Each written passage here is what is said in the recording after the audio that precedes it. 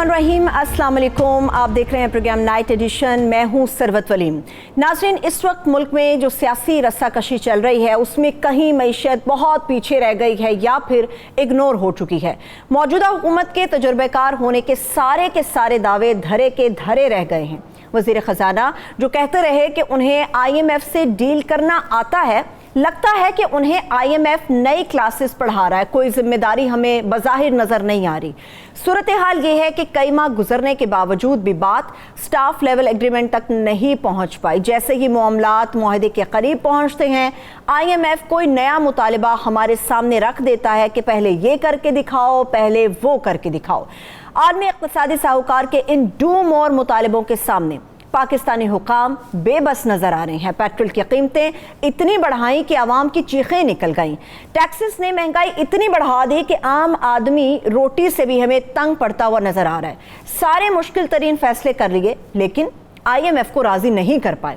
अभी चंद रोज पहले ही वज़ीर आज़म शहबाज शरीफ साहब ने यह दावा किया था कि तमाम शराइत हम पूरी कर चुके, अब IMF के पास मुआहिदा न करने का कोई बहाना या जवाब मौजूद नहीं। फिर क्या? उसी रोज IMF ने दोस्त ममालिक की फाइनेंसिंग गारंटीज के बावजूद मजीद जमानतें मांग ली हैं, जिस पर पाकिस्तान ने $3 अरब की मजीद फाइनेंसिंग का प्लान आलमी मालियाती फंड के साथ शेयर किया है। यहाँ पर यह सवाल उठ रहा है कि माजी में पाकिस्तान कई बार IMF प्रोग्राम्स में रह चुका है, तो इस बार पाकिस्तान के साथ इस कदर सख्ती क्यों की जा रही है? ऐसे कौन से मुतालबे हैं जो IMF हमसे मनवाना चाहता है जिस पर अभी तक पाकिस्तान पूरा नहीं उतर सका? ये सवाल भी उठ रहा है कि मौजूदा सियासी अदम इस्तेहकाम में मुआहिदा होगा भी या फिर नहीं। क्या पाकिस्तान डू मोर के मुतालिबों से तंग आकर जारी कर्ज प्रोग्राम से बैकआउट भी कर सकता है? अगर किसी वजह से स्टाफ लेवल मुआहिदा नहीं हो पाता तो इसके पाकिस्तानी मईशत पर क्या असरात मुरतब हो सकते हैं और क्या इस सूरत हाल के लिए पाकिस्तानी गवर्नमेंट तैयार है? इसी पर बात करने के लिए हमारे साथ माहिर मुआशियात हैं हफीज़ पाशा साहब, जो बड़ी गहरी नज़र रखते हैं, हमारे साथ मौजूद है। बहुत शुक्रिया sir, thank you so much Hafeez Pasha साहब नाइट एडिशन में हमें ज्वाइन करने के लिए। सर, पहला तो बड़ा एक आम सा सवाल है मगर इसके मुख्तलिफ जावियों से मैं चाह रही हूँ कि आप हमारे सामने सूरत हाल को रखें कि पहले भी कई मरतबा, जिस तरह से मैंने इब्तदाइये में कहा कि IMF के पास हम जाते रहे हैं, प्रोग्राम्स हमें मिलते रहे हैं, ऐसा क्यों तासुर है कि इस बार बहुत ज़्यादा सख्ती की जा रही है? बिस्मिल्लाहिर्रहमानिर्रहीम, ये आपका बड़ा मुनासिब सवाल है। इस मरतबा सख्ती की वजह वाज़े तौर पर यह है कि पाकिस्तान के जो फाइनेंशियल हालात हैं वो शायद तारीख के सबसे ख़राब लेवल पे आ चुके हैं। हमारे रिजर्व्स आपने देखा कि सिर्फ $4 बिलियन के लेवल पे हैं, जिससे हम मुश्किल से 1 महीने के दरामदात को फाइनेंस कर सकते हैं। इस लेवल पर पिछले प्रोग्राम्स में जब हम गए थे तो आपको तो पता होगा कि 23 प्रोग्राम्स में हम जा सके हैं 1988 के बाद से। तो इस मर्तबा सख्ती शायद इसलिए है कि पाकिस्तान को बड़े सख्त इक़दामात लेने पड़ेंगे अपने माशी और फाइनेंशियल हालात को संभालने के लिए, वरना ख़तरा यह है कि पाकिस्तान दिवालिये की तरफ चले जाएगा। इसलिए IMF जो lender of the last resort कहा जाता है, उन्होंने बड़ी सख्तियाँ लगाई हुई हैं। मगर इसके साथ साथ मैं अगर आप थोड़ी सी इजाज़त दें जी, तो ये भी कहूँ कि पाकिस्तान जब उसकी अहमियत रीजनली ज़्यादा होती है, इसका बेहतरीन एग्जाम्पल 2013 से 2016 का प्रोग्राम था, जबकि अमेरिकन ट्रूप्स मौजूद थे अफगानिस्तान में और Pakistan was providing support and supply roots to the defence of the United states. उस वक्त जब हम IMF प्रोग्राम में गए थे तो माशाल्लाह इतने अच्छे सलीके से प्यार से उन्होंने हमें ट्रीट किया कि तारीख में कभी ऐसा नहीं हुआ कि 16 वेवर्स हमें मिले, यानी कि तकरीबन कोई टारगेट भी हमें हासिल करने की ज़रूरत महसूस नहीं हुई। तो इसमें एक वो पहलू भी है कि अमेरिका जो है वो IMF का सबसे बड़ा एग्जीक्यूटिव बोर्ड का मेंबर है, तकरीबन 17% शेयर्स हैं उनके, اور ان کا چونکہ IMF واشنگٹن میں لوکیٹڈ ہے ہیڈ آفس، تو یقیناً ان کا انفلوئنس ہوتا ہے. اس مرتبہ چونکہ امریکہ افغانستان سے جا چکا ہے اور پاکستان کی ریجنلی اس لحاظ سے اہمیت کم ہوئی ہے، تو شاید امریکہ اس مرتبہ کوئی پازیٹیو رول نہیں پلے کر رہا ہے اس لحاظ سے کہ پاکستان کو سپورٹ کرے، IMF پروگرام کو آسانی سے آگے لے جایا جائے. ٹھیک ہے سر، جس طرح سے آپ نے بھی ذکر کیا، بیشتر ایسے پروگرامز ہیں IMF کے جو پاکستان لیتا رہا ہے اور ابھی بھی لے رہا ہے. ہم یہ دیکھتے ہیں جب بھی پاکستان میں کوئی گورنمنٹ آتی ہے، چاہے وہ نون لیگ کی گورنمنٹ آئی، پیپلز پارٹی کی گورنمنٹ آئی، خان صاحب آئے، سب نے یہ دعویٰ کیا. کسی نے کہا جی ہم بیکاری نہیں ہیں، کسی نے کہا ہم کشکول نہیں اٹھائیں گے، ہم اپنے پیروں پہ کھڑے ہوں گے. دہائیاں گزر گئی ہیں، ایسا کیا ہے کہ ہم IMF کا پروگرام لیے بغیر کبھی آگے بڑھ ہی نہیں سکتے؟ ہماری ترجیحات میں یہ چیز شامل نہیں ہے یا کوئی اور عنصر آپ کو غالب نظر آتے ہیں اس میں؟ بات دراصل یہ ہے کہ پاکستان میں ہمیں کچھ ایسی عادت ہے کہ ہم بڑے تیزی سے خرچوں میں اضافہ کرتے ہیں، اور خاص طور پہ الیکشن سے پہلے حکومتیں جو ہیں بڑی ایکسپینشنری فسکل مانیٹری پالیسیز وغیرہ وہ لے آتے ہیں تاکہ ووٹس حاصل ہوں، مگر اس کے نتیجے میں ہوتا یہ ہے کہ ہمارا جو درآمدات کا بل ہے وہ اس ایکسپینشنری پالیسیز کی وجہ سے بڑے تیزی سے بڑھ جاتا ہے. ایسا ہوا ہے، آپ نے دیکھا ہوگا 2007-8 میں، پھر آپ نے دیکھا ہوگا 2017-18 میں تو تاریخ کا سب سے بلند تجارتی خسارہ ہوا تھا، تقریباً 19 ارب ڈالر. اور اب آپ یہ دیکھیے کہ جب یہ حکومت آئی ہے آپ کے PDM کی، تو پچھلے سال 2021-22 میں تجارتی خسارہ 17.4 بلین ڈالر ہو چکا تھا، اس لیے کہ پچھلی حکومت نے تیاری شروع کر دی تھی شاید الیکشنز کے لیے، اور بہت ہی ایکسپینشنری فسکل مانیٹری پالیسی لے آئے تھے. اور خاص طور پہ کووڈ کے بعد تو مانیٹری پالیسی تو بہت ہی ایکسپینشنری رہی. امپورٹس میں بے تحاشا اضافہ ہوا، ہمارے امپورٹس درآمدات جو ہیں ایکسپورٹ سے 2 گنا سے بھی زیادہ ہو گئے. تو یہ ایک سائیکل ہے، جسے آپ چاہیں تو کہیں ایک سیاسی سائیکل ہے جس کا معاشی حالات پر اثر پڑتا رہتا ہے. صحیح ہے. مجھے یہ بھی بتائیے سر، جس طرح سے بہت ساری یہ خبریں اس وقت چل رہی ہیں پاکستان کی معیشت کو لے کے کہ ہم ڈیفالٹ کے قریب ہیں، کوئی کہتا ہے کہ جی ڈیفالٹ تقریباً ہم ہو ہی چکے، یہ سیاستدانوں کی باتیں، اور بار بار ہم ان کی تمام شرائط IMF کی پوری کر رہے ہیں، مگر پھر سے ڈو مور آتا ہے، پھر سے کہا جاتا ہے یہ بھی پورا کیا جائے. ہمارے وزیر اعظم کہتے ہیں تمام شرائط پوری ہوگی، اب کوئی جواز نہیں ہے کہ ہمیں پروگرام نہ مل سکے IMF کا. مجھے یہ بتائیے کیا ہم ایسی کنڈیشن میں ہیں کہ پاکستان اب تنگ آ کر بیک آؤٹ کر جائے، اس سے پیچھے ہٹ جائے کہ ہمیں نہیں چاہیے یہ معاہدہ آپ کا؟ اور اگر ایسا ہوتا ہے تو ہماری اکانومی پہ اس کے کیا اثرات مرتب ہو سکتے ہیں؟ یہ آپ کا بہت اہم سوال ہے. دیکھیے IMF پروگرام پچھلے تقریباً 5 مہینے سے ایک طرح سے ہوا میں لٹک رہا ہے. یہ 9th ریویو جو ہے یہ نومبر کے آغاز میں ہی پورا ہو جانا چاہیے تھا اور ہمیں لون کا انسٹالمنٹ مل جانا چاہیے تھا. اب ہم اپریل کے تقریباً اینڈ پہ آ چکے ہیں اور ابھی تک نوا ریویو ختم نہیں ہوا ہے، جبکہ اوریجنل پروگرام کے تحت 10واں ریویو بھی ہو جانا چاہیے تھا. کیا وجہ ہے؟ وجہ یہ ہے کہ پاکستان نے سپتمبر سے دسمبر تک تو ہمارے ہاں جب فائنانس منسٹرز کی تبدیلی آئی تو جو پچھلے فائنانس منسٹر تھے انہوں نے دستخط کیا تھا پروگرام پر، مگر جو نئے فائنانس منسٹر آئے ان کا خیال یہ تھا کہ ہم اپنا ایک انڈیجنس اور ہوم گرون پروگرام چلائیں گے، اور خاص طور پہ ایکسچینج ریٹ کی مینیپولیشن شروع ہو گئی، اور اس کے نتیجے میں آپ نے دیکھا کہ کوشش کی گئی کہ روپے کی قدر آرٹیفیشلی بڑھا کے رکھا جائے. یہ کامیاب نہیں ہوا، بہت نقصانات ہوئے، پیسے ڈائیورٹ ہو گئے ہنڈی کی طرف وغیرہ وغیرہ. اس کے بعد جنوری کے مہینے میں حکومت کو احساس ہوا کہ بھائی اب ہم اپنا پروگرام تو نہیں چلا سکتے، ہمیں IMF کی بات سننی ہے. اس کے بعد میں ماشاءاللہ بڑے تیزی سے اور بڑے وگر کے ساتھ حکومت نے ریفارمز امپلیمنٹ کیے ہیں. سارے उन्होंने जो रिक्वायरमेंट्स थी मिनी बजट तक ले आए और काफ़ी कोशिश की और कुछ अरसा एक्सचेंज रेट को मार्केट डिटरमिन भी रखा। अब सवाल ये पैदा होता है कि ये फुलफिलमेंट के बाद इन रिफॉर्म्स और कंडीशनैलिटीज के क्यों अभी तक आईएमएफ तैयार नहीं है। उसकी वजह ये कि जिस तरह आपने कहा है कि पाकिस्तान दिवालिये के बहुत करीब जरूर है और हमें जून तक जितने पैसों के बाहर से फ्लो की जरूरत है वो अभी तक कंफर्म नहीं हुआ है।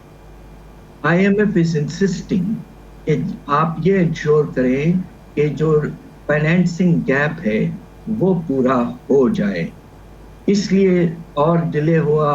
पहले $3 अरब की बात की जिस तरह आपने जिक्र किया, जो पूरा किया सऊदी अरेबिया और UAE ने, मगर अभी भी गैप रह गया है जी।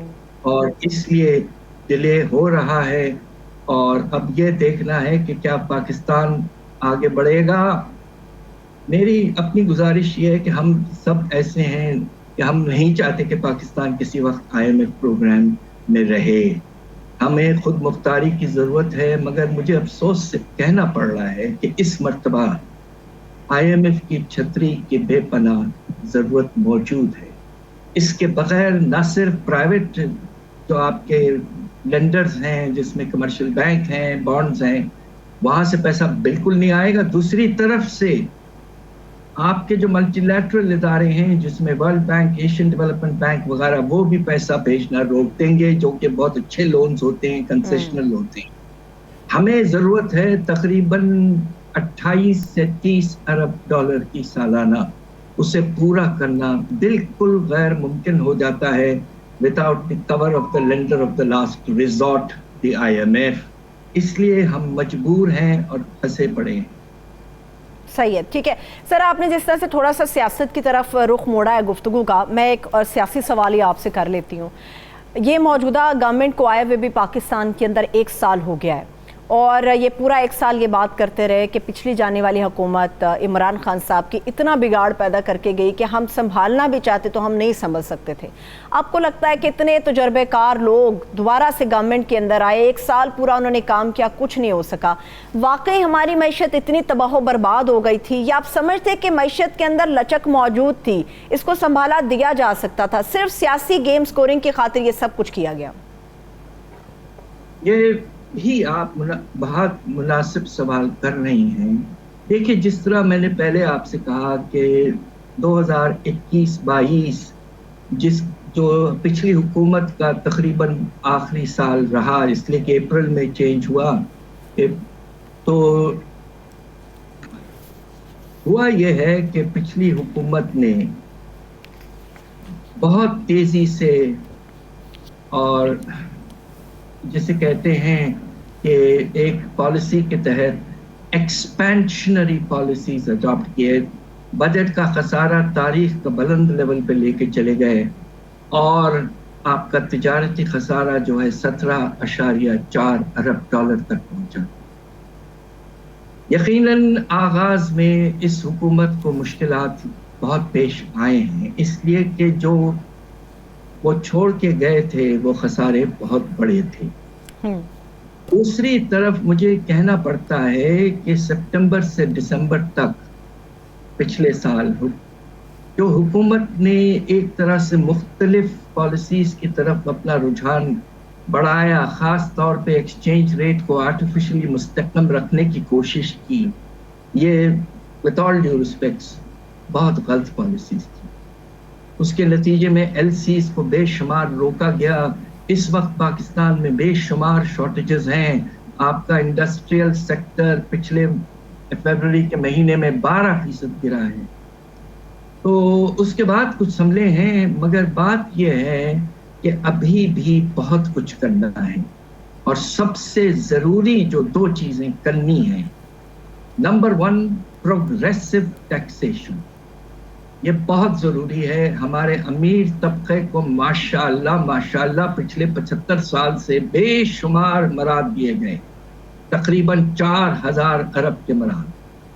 दूसरी तरफ खर्चों में बेपनाह इजाफा कर रही है फेडरल गवर्नमेंट और कुछ हद तक प्रोविंशियल गवर्नमेंट्स भी, اس میں بھی نمایاں طور پر کمی لانی چاہیے.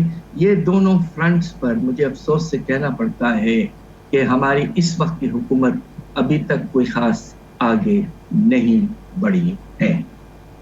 مجھے بھی ساری کنفیس کرنے دیجئے کہ ہم معذرت کے ساتھ آسٹیریٹی کمپین اس گورنمنٹ نے بھی آ کے شروع کی، لیکن بظاہر کہیں پہ ہمیں نظر نہیں آتی. عمران خان صاحب نے بھی شروع کی تھی، مگر ان کے بھی دور میں ہمیں آسٹیریٹی کے نام پہ کچھ بھی دیکھنے کو نہیں ملا تھا. مجھے یہ بتائے گا حفیظ پاشا صاحب کہ ہماری جو معیشت کا پیمانہ ہے اور ہمارے جو سیاست کا پیمانہ ہے وہ ایک دوسرے کے ساتھ لنک کر رہے ہوتے ہیں. آپ کو کوئی امید نظر آ رہی ہے کہ جو مذاکرات کے حوالے سے ایک خبر چل نکلی ہے، ایک ہوا چل نکلی ہے کہ مذاکرات ہو سکتے ہیں، کسی سطح پر اگر تمام سیاسی جماعتیں مل بیٹھ کے کوئی حل نکال لیتی ہیں تو اکانومی آٹومیٹکلی ہماری جو ہے وہ اپ ہو جائے گی؟ بالکل بالکل. دیکھیے ہم سب کی گزارش یہ ہے، اور میں تو ایک پروفیسر ہوں اور میرا فرض ہے آپ سے جو مناسب بات ہے وہ کرنا. دیکھیے پاکستان جن حالات سے گزر رہا ہے اس وقت ہم سب کو مل کے، ہم خاص طور پہ ہماری سیاسی طاقتیں جو ہیں اور اسٹیبلشمنٹ، انہیں مل کر ایک national priority economic action plan بنانا چاہیے. اس سے دیکھیے فائدہ یہ ہوگا کہ مارکیٹس میں جو بے تحاشا انسرٹنٹی ہے اور باہر جو پرسپشن ہے پاکستان کے بارے میں وہ بے پناہ نیگیٹو ہو گیا ہے. اب آپ کو حیرت ہوگی کہ ٹوٹل فارن انویسٹمنٹ اس سال مارچ تک صفر ہے، صفر، ورنہ عام طور پہ یہ 2 سے 3 ارب ڈالر تک پہنچتا ہے. دس از دا لاس آف کانفیڈنس. اور دوسری طرف جو ہمارے یہاں ملٹی نیشنل کمپنیز ہیں چپ چاپ سے پیسے اپنے لے جا رہے ہیں. تو اس حد تک نقصان ہو رہا ہے سیاسی کشمکش کی وجہ سے. بس ہم سب کی دعا ہے کہ ہمارا جو سپریم کورٹ نے جو ایک انیشیٹو ماشاءاللہ لیا ہے اس کے نتیجے میں سب مل کے بیٹھیں گے اور جس طرح میں نے کہا کہ ایک اسٹرانگ نیشنل اکنامک پلان جس میں پروگریسو ٹیکسیشن اور severe control and cut back in expenditure لے آئیں گے، فسکل اسپیس بنائیں گے، اس سے ریلیف دیں گے غریب قوم کو. ہماری جو بیچارے پس کے رہ گئے ہیں، 40% ہمارے لوگ اس وقت غریب ہو چکے ہیں، ان کو ریلیف پرووائڈ کرنا بے پناہ ضرورت ہے اس کی. وہ سب ہونا شروع کریں گے انشاءاللہ. باہر کی طاقتیں بھی آہستہ آہستہ انکلوڈنگ IMF ہمارے ساتھ ہو جائیں گے انشاءاللہ. سر ٹیکسیشن کے حوالے سے جو آپ نے گفتگو کی، میرا سادہ سا سوال ہے لیکن ایک عام پاکستانی اسی طرح سے سوچتا ہے اور جاننا بھی چاہتا ہے. ہمارے ملک کے اندر ٹیکسز کو ادا کرنے کا جو نظام ہے، جو سسٹم ہے، وہ بڑا پیچیدہ ہے. عام لوگ یا عام پاکستانی وہ انڈرسٹینڈ نہیں کر پا رہا ہوتا، ایجنٹس کے پاس جاتے ہیں ٹیکس بھروانے کے لیے. مجھے یہ بتائیے کہ اس نظام کو کس طرح سے آسان کیا جا سکتا ہے، سہل کیا جا سکتا ہے، اس کی پیچیدگی کو دور کیا جا سکتا ہے، اور کوئی ایسا حل جو آپ تجویز کر سکے، لوگوں کو راغب کر سکے کہ ہمیں ٹیکس ادا کرنا چاہیے. سب سے بڑی بات یہ ہے کہ آپ اگر انصاف کے بیسس پر کسی ٹیکس کے نظام کو نہیں بنائیں گے تو جو عام شخص ہے اس کی کمٹمنٹ بہت کم ہوگی. دوسری طرف اگر ٹیکس کے پیمنٹ کے برعکس آپ کو کوئی سروسز یا کوئی فائدے نہیں پہنچتے ہیں تو taxation which is equitable, taxation which is linked to benefits, یہ 2 بیسک پرنسپلز ہیں فار سکسیسفل ٹیکس سسٹم. اور دونوں with all due respects ہمارے ٹیکس کے نظام میں اس وقت بالکل موجود نہیں ہے. میں آپ کو چھوٹا سا اگزامپل دیتا چلوں کہ اس وقت جو امیر طبقہ ہے ہمارے فارمرز میں، جو بڑے لینڈ لارڈز ہیں، 1% لینڈ لارڈز جو ہیں ان کے پاس 22% فارم ایریا ہے. اس حد تک انیکوالٹی موجود ہے. ان کی سالانہ انکم 2000 ارب تک ہے.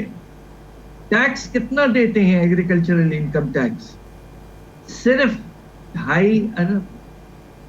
تو اس سے لوگوں کو اندازہ ہو چکا ہے کہ ہمارے نظام عدل انصاف بالکل نہیں ہے. تو اور بینیفٹس کا بھی معاملہ ہے کہ کراچی جو ہے 60% ریونیوز وہاں سے آتے ہیں، اور جو شہر کا حال ہے اللہ ہی بچائے. تو یہ دو فنڈامنٹل پرنسپلز ہیں of a successful tax system جو ہم اس وقت فالو یا ڈیولپ نہیں کر پائے. صحیح, بہت شکریہ, تھینک یو سو مچ آشا صاحب, آپ نے اپنا قیمتی وقت ہمارے لیے نکالا, بہت شکریہ. ایک بریک کی طرف چل رہے ہیں, بریک سے واپس آئیں گے, کنٹینیو کریں گے, اسٹے ود اس.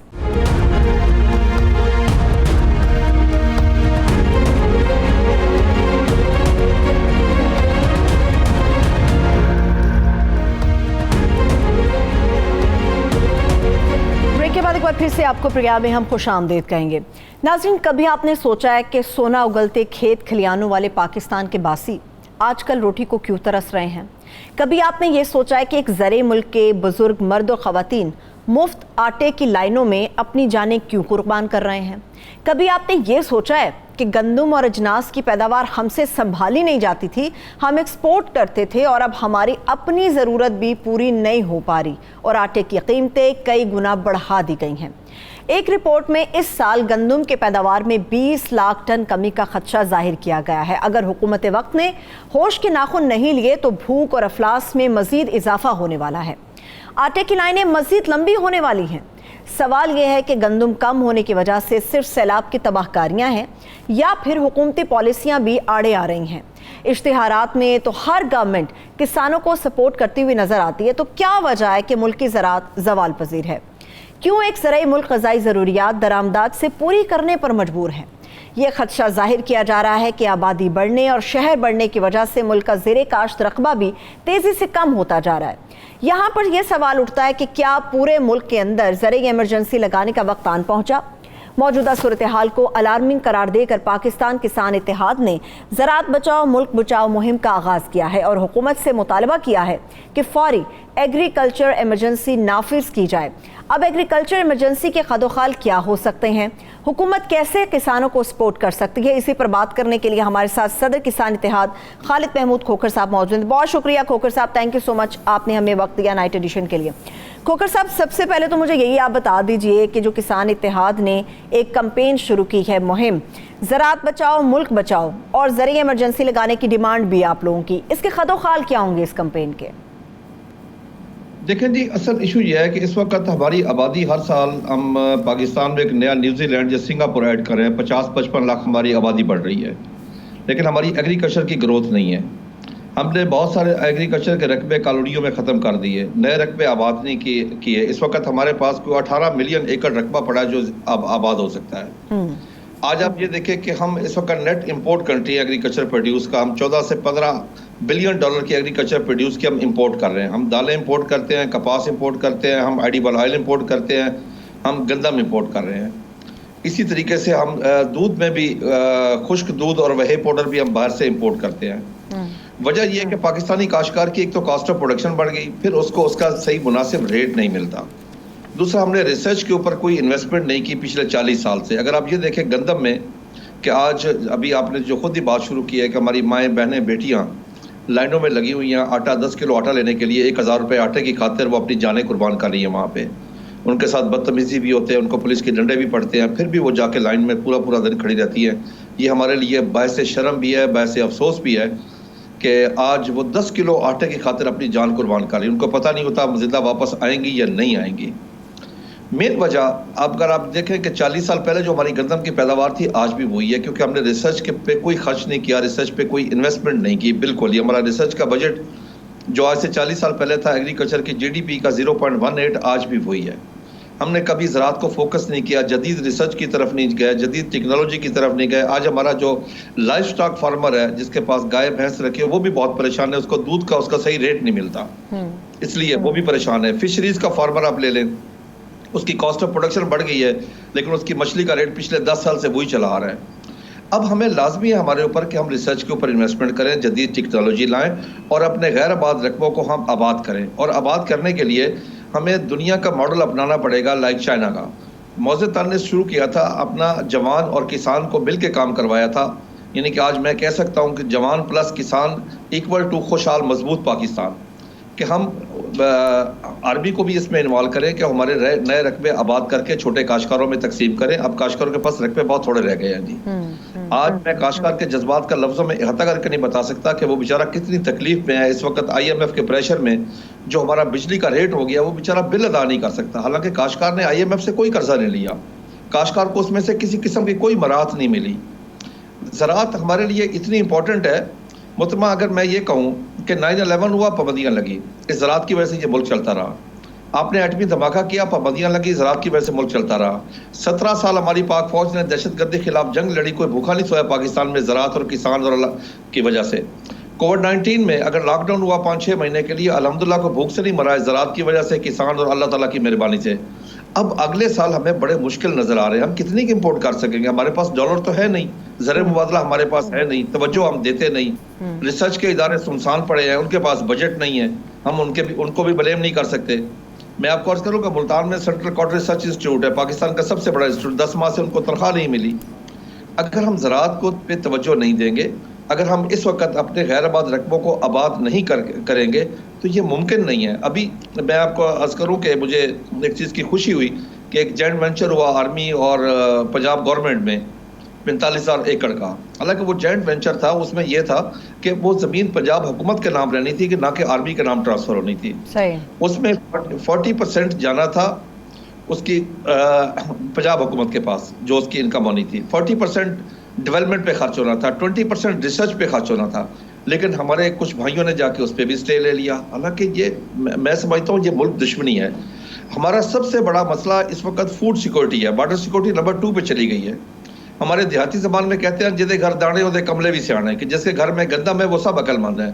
آج کیا ہمارے لیے باعث شرم نہیں ہے کہ ہم اتنا بڑا زرعی ملک ہونے کے باوجود ہم گندم امپورٹ کر رہے ہیں باہر سے, ہماری خواتین لائنوں میں لگی ہوئی ہیں. آپ کی بات بالکل درست ہے کھوکھر صاحب. مجھے یہ بتائیے گا, ایک بڑے پیمانے پر آپ یہ مہم شروع کر رہے ہیں.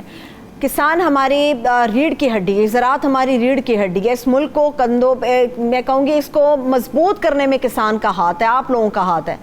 حکومتی سطح پہ کوئی رابطہ ہوا اس مہم کے اناؤنسمنٹ کے بعد آپ لوگوں سے؟ جی حکومت, دیکھیں میں آپ کو عرض کروں جی, حکومت اور اپوزیشن وہ ذاتی جنگوں سے فارغ ہی نہیں ہے کہ پاکستان کے لیے کوئی سوچے. میں معذرت کے ساتھ کہوں گا پاکستان کے لیے کوئی بھی نہیں سوچ رہا. پاکستانی عوام بہت پریشان ہے, یہ قوم بہت پریشان ہے. کوئی بھی پاکستان کے لیے نہیں سوچ رہا اس وقت کہ وہاں پہ, اب دیکھیں نا اجلاس ہوتے ہیں, وہاں پہ معیشت پہ بحث ہونی چاہیے کہ ہماری معاشی پوزیشن کہاں پہ چلی گئی ہے. آج ہم نے کیا کام کیا, اپنی زراعت کو ختم کر لیا, اپنے کشکول کا سائز ہم نے بڑھا لیا ہے. آج ہمارے لیے کامیابی کیا ہوتی ہے کہ ہم نے باہر سے قرضہ لے لیا ہے. یہ کوئی کامیابی نہیں کہتا کہ ہم نے اپنی پیداوار اتنی بڑھائی ہے, ریسرچ پہ یہ خرچ کیا, ہم جدید ریسرچ یہ کی ہے, بیج یہ لے کے آئے ہیں. آج دیکھیں ہمارے پاس تو بہتر سیڈ ہی نہیں ہے. میں آپ کو ایک اور چیز بتاتا چلوں, اس وقت گورنمنٹ کی پالیسی میں آپ کو بتاتا ہوں. ابھی سیڈ کمپنی جو پنجاب میں جو سیڈ کمپنیز ہیں جنہوں نے گندم کا بیج فارمر سے پرچیز کرنا ہے اگلے سال کی کاشت کے لیے, میں دکھی ہو کے بتا رہا ہوں کہ ان کو وہ خریدنے نہیں دیا جا رہا کہ اگلے سال کا یہاں پہ سیڈ کہاں سے آئے گا. یہ سیڈ فوڈ ڈپارٹمنٹ پورا کرے گا, یہ ضلعی ایڈمنسٹریشن پورا کرے گی, یہ ہمارے چیف سیکرٹری صاحب وہاں پہ آ کے سیڈ دیں گے. اگر ایک سیڈ کمپنی آج آزادی سے وہ سیڈ پرچیز نہیں کر سکتے, ہاں چیک اینڈ بیلنس ہونا چاہیے, دیکھنا چاہیے کون سی اچھی کمپنی ہے کون سی بری کمپنی ہے, ان کو چیک کرنا ان کا کام ہے. لیکن وہ روکا جا رہا ہے. کاشتکاروں کے پاس فوڈ والے پولیس والے لے کے پہنچ جاتے ہیں کہ خبردار آپ نے ان کو گندم دی. دیکھیں نا کیا ہم معزز معاشرے میں رہ رہے ہیں کہ جس میں ہمارا آلریڈی سرٹیفائیڈ سیڈ ہم بہت کم استعمال کرتے ہیں. دنیا میں 100% سرٹیفائیڈ سیڈ استعمال ہوتا ہے. ہمیں کو 10 سے 11 لاکھ ایکڑ زمین چاہیے صرف گندم کے سیڈ کے لیے. لیکن جہاں پہ تو میں دیکھ کے میں تو ایک عجیب مخلوق کو دیکھ رہا ہوں جی, سچی جو بات ہے. مجھے ان لوگوں کی سمجھ نہیں آ رہی کہ میں دن میں, اب میری تو کوئی سیڈ کمپنی نہیں ہے, میں تو کاشتکار ہوں, لیکن میں دن میں کئی افسروں سے بات کرتا ہوں, اس لیے ان کو پرواہ کوئی نہیں ہے. لیکن کھوکھر صاحب گورنمنٹ کے سطح پہ اشتہارات تو بڑے چلایا جاتا ہے کہ جی ہم پاکستان کا جو کسان ہے اس کو مضبوط کر رہے ہیں, اس کے کندھوں کو مضبوط کر رہے ہیں, اپنی زراعت کو مضبوط کر رہے ہیں. اشتہارات تو بہت زیادہ چلتے ہیں کہ آپ لوگوں کی مدد ہو رہی ہے. دیکھیں محترمہ, دنیا میں کوئی حکومت کبھی اشتہار دیتی ہے, وہ کام کرتی ہے. یہاں پہ اشتہار دیا جاتا ہے, کام کوئی نہیں کیا جاتا. آج اس وقت ہم نیٹ امپورٹ کنٹری ہیں. اس وقت ہماری جو ٹوٹل ایکسپورٹ ہے وہ $31.5 بلین ہے, اور ہماری امپورٹ جو ہے وہ $80 بلین کے قریب ہے. نیٹ ڈیفیسٹ جو ہمارا امپورٹ ایکسپورٹ میں $48.5 بلین کا ہے, اور اس میں بھی تقریباً جو ہمارا $24 بلین ایگریکلچر کا حصہ ہے. اب ہم تو ایک طرف نگاہیں لگا کے بیٹھے ہیں, ہم نے تو یقین کر لیا, میں تو ذاتی طور پہ ہمارا اور کام نہیں تھا, ہم تو جا کے ریکویسٹ کر رہے ہیں آرمی چیف صاحب کو, ملٹری کو, آرمی کو کہ وہ آئیں ہمارا ہاتھ بٹائیں, کیونکہ پاکستان میں جب بھی کوئی ایمرجنسی ہوتی ہے, اس وقت زرعی ایمرجنسی ہے, بلکہ زرعی ایمرجنسی کا نوٹیفیکیشن ہونا چاہیے. جب بھی ہمارے پاس کوئی ایمرجنسی ہوتی ہے, فرض کیا سیلاب آتا ہے, زلزلہ آتا ہے, ٹڈی دل آتا ہے, یا اور کوئی نہر ٹوٹ جاتی ہے, کچھ بھی ہوتا ہے, اس وقت ہم پاک آرمی کو بلاتے ہیں. نہیں اس وقت آج ہماری زرعی ایمرجنسی ہے. آپ یقین کر لیں, میں کاشتکاروں کے گھر کے حالات ٹھیک نہیں ہیں, ان کے کھیت کے حالات ٹھیک نہیں ہیں, بچوں کی تعلیم کے حالات ٹھیک نہیں ہیں. میری رات ہی بہت سارے گجرانوالہ کے دوستوں فارمر سے بات ہو رہی تھی, وہ جو دودھ کے کاشتکار ہیں وہ بہت پریشان ہیں, ان کو صحیح ریٹ ہی نہیں ملتا. وہی دودھ 1 لیٹر کا کئی لیٹروں کے شہر میں جا کے بکتا ہے, بہت مہنگا بکتا ہے, کمپنیاں اس کو مہنگا بیچتی ہیں, لیکن ہمارے کاشتکار کو صحیح ریٹ نہیں ملتا. وہ کاشتکار بھی پریشان ہیں. ہمیں آج چاہیے ہم ان سب چیزوں کو ٹھیک کریں. فش کا فارمر, اس کی کاسٹ آف پروڈکشن بہت بڑھ چکی ہے, وہ بجلی کا بل اب ادا نہیں کر سکتا. اس سال 30% فش فارمر نے اپنے پاؤنڈ ختم کر دیے ہیں. ایک میٹنگ نہیں ہوئی اس وقت تک, میں معذرت سے کہوں گا, ایک میٹنگ نہیں ہوئی جو ایگریکلچر کو دیکھ لے کیا ہے جی. اگر ایگریکلچر کے کچھ لوگوں سے میٹنگ ہوتی ہے تو اس میں فارمر ایک بھی نہیں ہوتا, ایک بھی کاشتکار نہیں, ایک بھی کاشتکار نہیں ہوتا, کوئی فارمر اس میں شامل نہیں ہوتا. اب میں ساؤتھ پنجاب کا رہنے والا ہوں, جہاں پہ کاٹن کی کمیٹی بنی ہے, اس میں فارمر نہیں ہے. اگر کسی کو فارمر کے نام پہ شامل کیا گیا, وہ کاشتکار جس نے 15 سال سے کبھی 1 ایکڑ کپاس کاشت نہیں کی. دیکھیں نا, جب ہم اس طرح کی پالیسیاں بنائیں گے تو کامیابی ممکن نہیں ہے. لیکن کھوکھر صاحب, گورنمنٹ یہ بھی بات کرتی ہے, گورنمنٹ اور اس سے متعلقہ جتنے وزیر ہیں وہ یہ بات کرتے ہیں کہ جو عام کسان ہے ہمارا, وہ نا آشنا ہے بہت سارے جدید طریقوں سے, اس لیے ان کے ساتھ براہ راست بات نہیں ہو پاتی. جو لوگ ان کو ریپریزنٹ کرتے ہیں ان کے ساتھ ہم بات کرتے ہیں, وہ کہتے ہیں جدید طریقوں سے نا آشنا ہے, ان کو ہم پہلے ایجوکیٹ کریں گے, اس کے بعد ان لوگوں کو ساتھ لے کے چلیں گے. زمینی حقائق میں کیا ایسے ہی ہیں؟ آپ نے بہت خوبصورت بات کی ہے جی. وہ کہتے ہیں جی نا آشنا ہے فارمر, اس کو آشنا کرنے کے لیے ایک باقاعدہ ان کا ڈپارٹمنٹ ہے, ایکسٹینشن ڈپارٹمنٹ. پنجاب ایکسٹینشن بہت بڑا ڈپارٹمنٹ ہے. اچھا, اب اس ڈپارٹمنٹ کے ساتھ جو حکومت نے جو حشر کیا ہوا ہے وہ یہ ہے کہ اس کا 100% کام ہے صرف کاشتکار کے پاس جانا, اس کے علاوہ اس کا کوئی کام نہیں ہے. پوری دنیا میں ایسا کوئی کام نہیں ہے. لیکن جہاں پہ وہ ایک کام نہیں کرتا کہ فارمر کے پاس صرف نہیں جاتا, باقی اس کے پاس 10 کام اور ہیں. جمعہ بازار, اتوار بازار, pesticide, fertilizer, corona, dengue, price control, آٹا تقسیم, ان کاموں میں اس کو لگایا ہوا ہے. مہذب معاشروں میں ایسا نہیں ہوتا.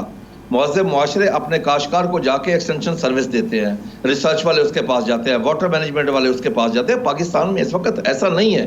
میں آپ کو عرض کرتا ہوں, IMF سے ہمیں ریلیف نہیں ملے گا. اس ریلیف ملے گا تو ایگریکلچر سے پاکستان کو ریلیف ملے گا. اس ملک میں میری ریکویسٹ ہے کہ فوری طور پر ایگریکلچر ایمرجنسی نافذ کی جائے. غیر آباد رقموں کو, ہماری آبادی بڑھ رہی ہے, اسی حساب سے غیر آباد رقموں کو آباد کر کے چھوٹے کاشتکاروں میں تقسیم کیا جائے. یہاں پہ کارپوریٹ سیکٹر کو بھی انوائٹ کیا جائے, وہ بھی آ کے اس کے اوپر انویسٹمنٹ کرے. جدید ریسرچ لائی جائے, بہتر بیج دیا جائے, جدید ٹیکنالوجی لائی جائے. ہمارے پاس پانی اب کم ہے. اگر ہم پاکستان کی زراعت کو جدید طریقوں سے استوار کرنے کی بہت زیادہ ضرورت ہے. بہت شکریہ خالد محمود کھوکھر صاحب, آپ نے وقت ہمارے لیے نکالا. ایک بریک کی طرف چلتے ہیں, واپس آئیں گے, آگے بڑھیں گے, ہمارے ساتھ رہیے.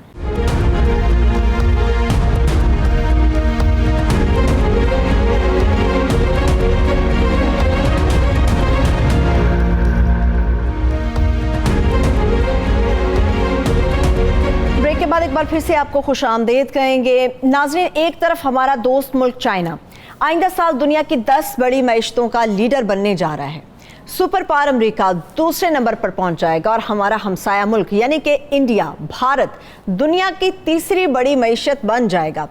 سوال یہ ہے کہ پاکستان کہاں پر کھڑا ہے. سوال یہ بھی ہے کہ پاکستانی معیشت کی پیداواری صلاحیت کیوں پھلنے پھولنے کی بجائے مسلسل سکڑتی ہوئی جا رہی ہے. تازہ ترین ایک رپورٹ کہتی ہے کہ پاکستان کی بڑی صنعتوں کی پیداوار میں فروری میں پچھلے سال کے مقابلے میں 11.06% کمی ریکارڈ کی گئی ہے. کئی برسوں تک پاکستان کی طاقت رہنے والی ٹیکسٹائل انڈسٹری بھی زوال پذیر ہے. ایک سال میں ٹیکسٹائل سیکٹر کی پیداوار 20% تک گر چکی ہے. آٹو سیکٹر کی آؤٹ پٹ 64% سے کم ہوئی. لوہے اور سٹیل کی پیداوار میں بھی 9% کمی دیکھی گئی ہے. یہاں سوال یہ اہم ہے کہ ملک میں ڈالر چاہیے جو اپنی اشیاء باہر بیچنے یعنی ایکسپورٹ کرنے سے آئے گا. لیکن اگر ملک میں بجلی, گیس اور ٹیکسز سے انڈسٹریلسٹ کو خاصا مہنگا ماحول دیا جائے گا تو پھر پروڈکٹ کاسٹ کہاں بڑھ جائے گی اور ہم اسے باہر بیچنے کے قابل نہیں رہیں گے. یہ وجہ ہے کہ پاکستان میں چھوٹی بڑی صنعتوں کو تالے لگ چکے ہیں۔ ماہرین مانتے ہیں کہ توانائی اور خام مال مہنگا ہونے سے کاروبار کافی زیادہ دباؤ کا شکار ہے۔ ڈالرز بچانے کے لیے ایلسیز نہ کھلنے سے ڈالر باہر تو نہیں جا رہا، لیکن پروڈکٹ تیار کرنے کے لیے ضروری خام مال بھی ملک میں نہیں آ رہا، اور جو آ رہا ہے وہ مہنگے ڈالر کے بھاؤ آنے کی وجہ سے پروڈکٹ کی کاسٹ کو اتنا ہی بڑھا دیا جاتا ہے کہ ہم انٹرنیشنل مارکیٹ کو کمپیٹ نہیں کر پا رہے۔ انڈسٹری کا پہیہ چلانے کے لیے کون سے اقدامات ضروری ہیں، اسی پر بات کرنے کے لیے ہمارے ساتھ معروف صنعت کار زبیر موتی والا صاحب موجود ہیں، انہیں ویلکم کریں گے۔ بہت شکریہ زبیر موتی والا صاحب ہمیں نائٹ ایڈیشن میں جوائن کرنے کے لیے۔ سر مجھے یہ بتائیے گا کہ پاکستان کی صنعت کو نظر لگی ہے یا پھر پالیسیاں اتنی غلط ہیں کہ خود بخود اسے گڑھے کے اندر اتار دیا گیا ہے؟ دیکھیں، ایک تو پالیسیاں پہلے بھی ہماری کنسسٹنٹ نہیں تھی، انکنسسٹنٹ پالیسی تھی۔ ہماری شکایت یہ تھی کہ جو کنٹینیوس پالیسیز نہیں ہوتی۔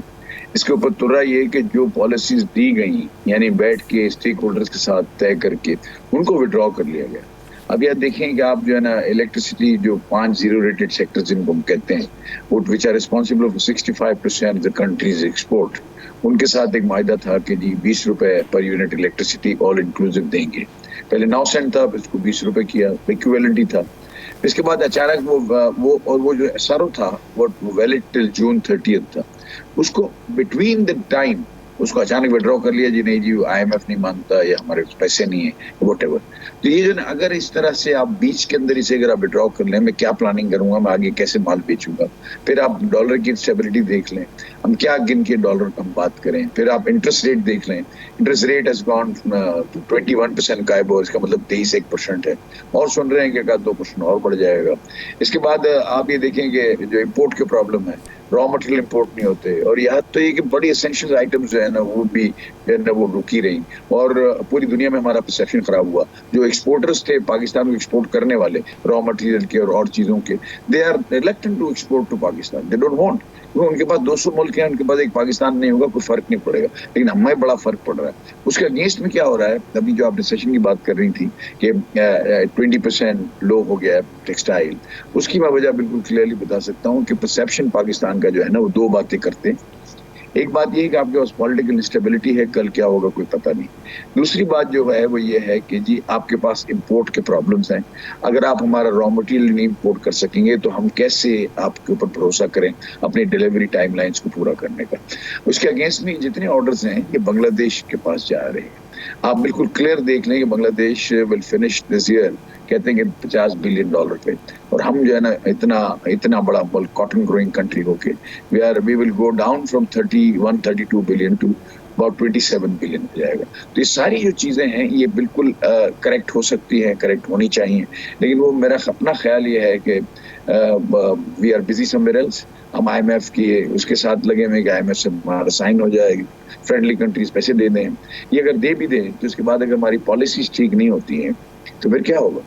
آپ مجھے بتائیں، what you need is a dollars, and that dollars would only come when you export more, or dollars will only come when you got more remittances by foreign living people, Pakistan living in foreign countries، ان کی اگر remittances بڑھیں گی تو ہوگا۔ اس کے علاوہ تو کوئی تیسرا ہمارے پاس تو کوئی وے آؤٹ ہی نہیں، ہم نے کچھ کیا ہی نہیں ہے۔ اور ایکسپورٹس کے اندر اگر آپ انیبلنگ ایٹماسفیئر نہیں دیں گے، کنڈیوسو ایٹماسفیئر نہیں ہوگا، کاسٹ افیکٹو ہم نہیں ہوں گے، ریجنلی کمپٹیٹو نہیں ہوں گے، تو do you think we can export more? اور یہ جو مسائل جو ہیں اس کو ختم ہوں گے؟